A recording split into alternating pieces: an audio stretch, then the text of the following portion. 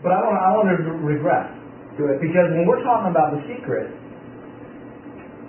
there were a lot of people that got benefit from that. There were a lot of people that actually said, I walked out of there feeling better and more in charge of my life. Now 6 months later, a majority of them didn't. Yeah.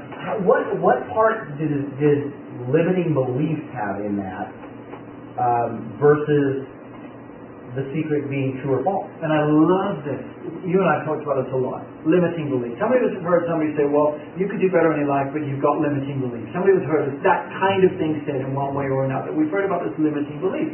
So all I have to do is go to this seminar, believe differently, speak differently, look in the mirror differently, put a different picture on the mirror, and I'm going to change, right? And then I just project that, and my life is going to change. And it's because of my limiting beliefs. Well, now listen, you talk about guilt. I immediately feel guilty now. Yeah, I got limiting beliefs. I need to change. I need to buy this guy's tape. How many feel that way? You know what I mean?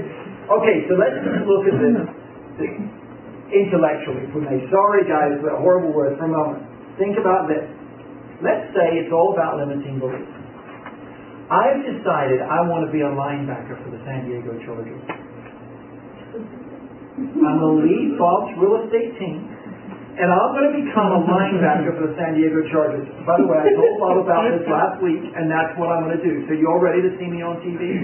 Yes. I've decided it. I've actually got a picture of a San Diego Charger linebacker, and I deleted his face on Photoshop, and I put my face in there.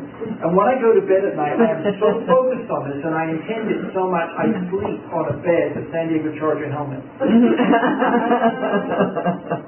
I see it, I imagine it, I think it, I intend it, and I am going to change my limiting beliefs. I now believe I'm going to be a linebacker. I'm going to be the first 50-year-old linebacker in the history of the San Diego Chargers, and they're all going to shout my name. Bob's going to wear my jersey to work. Okay, so we laugh, but immediately the intelligent side of us goes, well, Andrew, it's my friend Jim here, was going to look at me and go, Andrew, with a body like yours, you'd be lucky to be a linebacker with tiddlywinks. But I believe in you. Hey, Billy's principal at the age of 60 could play for the New York Yankees. Here comes the question. Is it limiting belief? Or, dare I say, do we actually have limitations? Yes. Now, everything that we buy in the self-improvement world says and denies that we have a limitation. But every one of us in this room knows that we do. So it's not just a question of limiting beliefs, it's a question of limitation. I'm going to move from this because that sounds a little depressing, but it's a human fact. We have limitations, whether it be physical or intellectual or emotional, there's limitations. So, how can we overcome that? Is it just a question of changing my belief?